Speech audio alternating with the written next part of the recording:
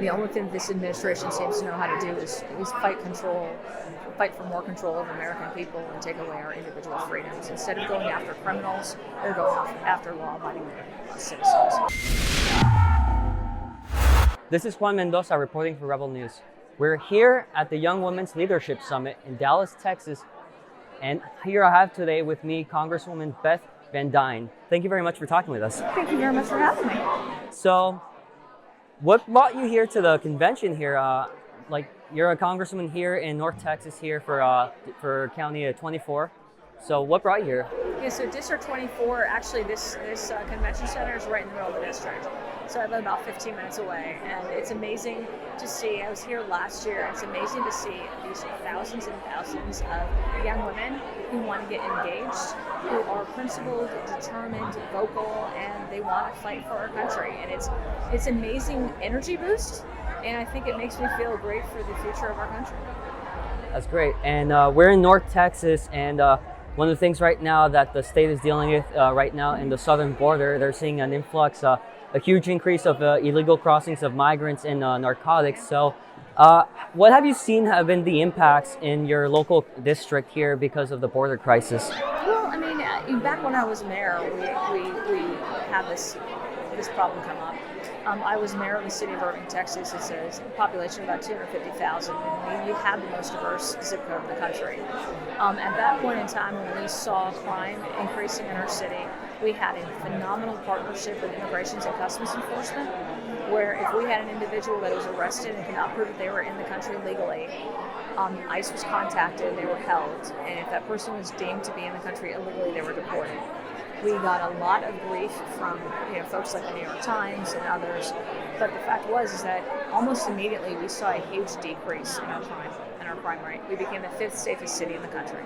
Those are wonderful partnerships. What we have seen over the last year and a half is over 2 million people enter our country illegally, over 11,000 pounds of fentanyl, enough to kill every man, woman, and child in this country 3 times over, enter our country, and countless numbers of illegal weapons have entered our country illegally. We have an administration who seems to purposely do this. They were warned before they took office the policies that were working, and if they took and removed those policies, what would happen. They heard that, they knew the consequences, and they did it anyway. What we are seeing in cities, states around the country is increased violent crime.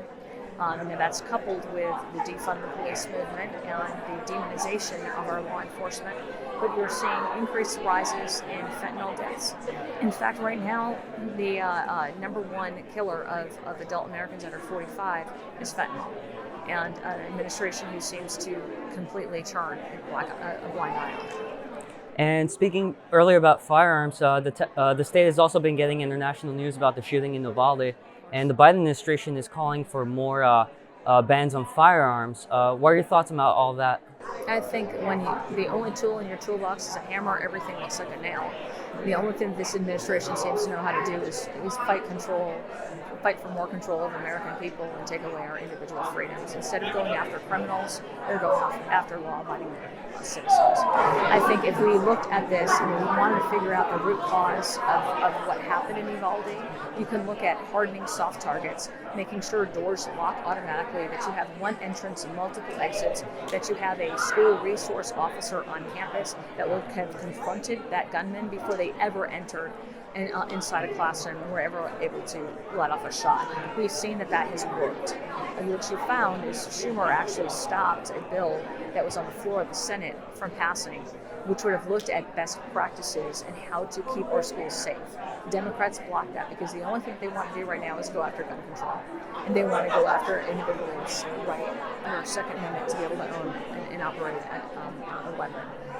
I think the other thing that we need to focus on when we're looking at this is, are we really concerned with gun violence? Is the left really concerned about gun violence? Because if it is, why are we not having those conversations about what we're seeing in very liberal cities across the country with increases in gun violence? What we're seeing at the border with increases of illegal weapons coming over? Those aren't conversations that we seem to be having. They want to focus solely on this one incident, the incidents that are wolf-type attacks, as opposed to concentrating on where we know over and over again we're seeing these things happen. Thank you very much for checking out our videos here of our coverage of the Young Women's Leadership Summit here in Dallas, Texas. We got a lot of good content here. We spoke to many people of many different backgrounds here. So if you would like to help us fund these trips and ensure that we can cover more events such as these, please go to tpusareports.com.